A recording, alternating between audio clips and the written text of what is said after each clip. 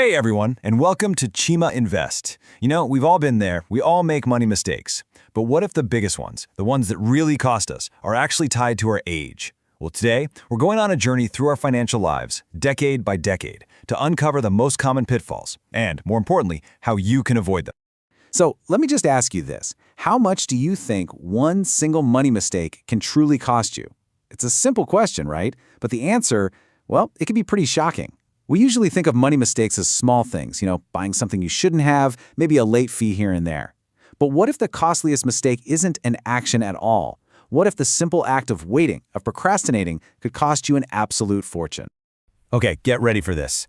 $335,000. Yeah, you heard that right. According to our source material, that is the staggering real-world cost of waiting just 10 years from age 25 to age 35 to start investing your money.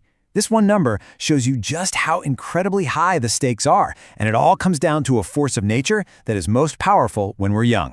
So to see how this all plays out, we're going to take a walk through the financial stages of life. We'll kick things off in the foundational 20s, the time when time itself is your greatest ally. Then we'll navigate what I call the squeeze of midlife, when all the big expenses seem to hit at once. After that, we'll hit the retirement runway, where protecting your money becomes the name of the game. And we'll wrap it all up with the single most important lesson from this entire journey.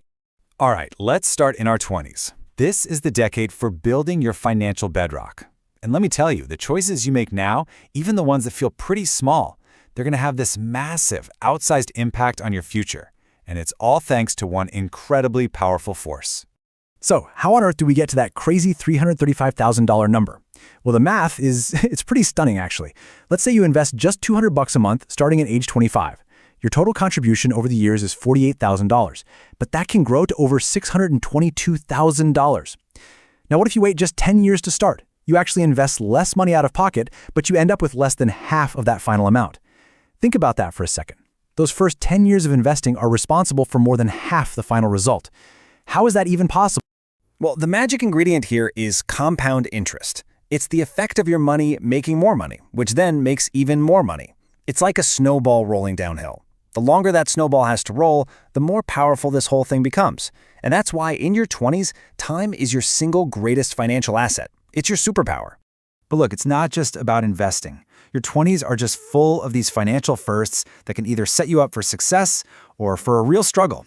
Forgetting to build your credit, that can make it tough to even rent an apartment later on. Buying a brand new car with an average payment now over $700 a month, that can absolutely sink your budget. And moving out too soon without an emergency fund, well, that can trap you on that paycheck to paycheck treadmill that nearly 70% of Americans are already on. So, after we make it through the foundational 20s, we enter our 30s and 40s. And this is where life gets complicated. Yeah, our incomes often rise, which is great, but boy, so do the pressures. This is the decade of juggling careers, families, major life purchases, and it can really feel like a tight financial squeeze. And that squeeze is very, very real. I mean, mortgages, car payments, student loans, credit card debt, it all seems to pile up, and it peaks right during our prime earning years. This is the time when our financial lives can become incredibly complex, and things can spiral pretty quickly if we're not being careful. Let's take buying a home, for example. It's so easy to just focus on the mortgage payment. But the hidden costs, oh man, they're what truly bite. You've got taxes, insurance, and the constant threat of repairs and maintenance. All of a sudden, you could be on the hook for over $21,000 in extra costs every single year. That's almost $2,000 a month you probably didn't budget for, and that is the classic recipe for becoming house poor. And the traps just keep coming. Whether it's a wedding that now averages $38,000, or maybe the silent killer of wealth, lifestyle creep. You know what I'm talking about, right? It's that tendency for your spending to rise just as fast, or maybe even faster, than your income. The key is to make sure your savings rate is growing faster than your spending. By the time you hit age 50, a good goal is to have 3 to 6 times your salary saved for retirement. This brings us to the final stretch, the retirement runway. Now, in our 50s and 60s, the financial game, it changes completely. The focus shifts away from aggressively growing your wealth to carefully preserving what you've built and planning for a really smart, sustainable retirement. One of the biggest decisions you'll ever make is when to claim Social Security. It is so tempting to take it at the earliest possible age, 62, but if you do that, you lock yourself into a permanently reduced benefit for the rest of your life. By waiting just 5 more years, to the full retirement age of 67, you secure 100% of the benefit you've earned. That's a huge difference over a long retirement.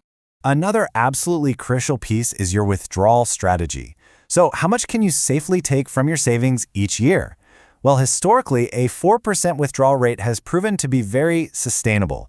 It gives you a really high chance of not outliving your money. But if you bump that up to 6% or 8%, the risk of running out of money goes up dramatically.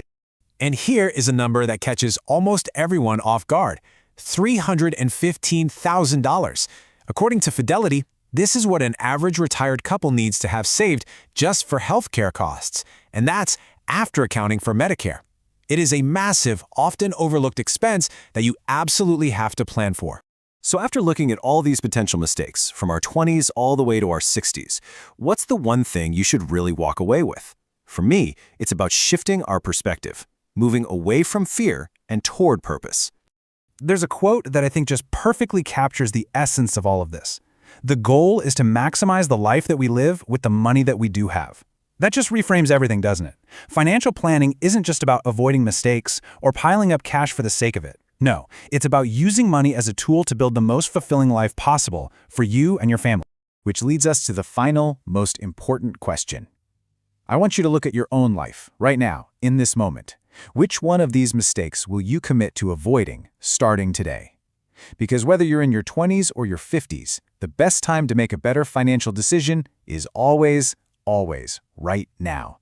Thanks so much for watching. I really appreciate you tuning into Chima Invests, and I hope you'll tune in again for more money tips.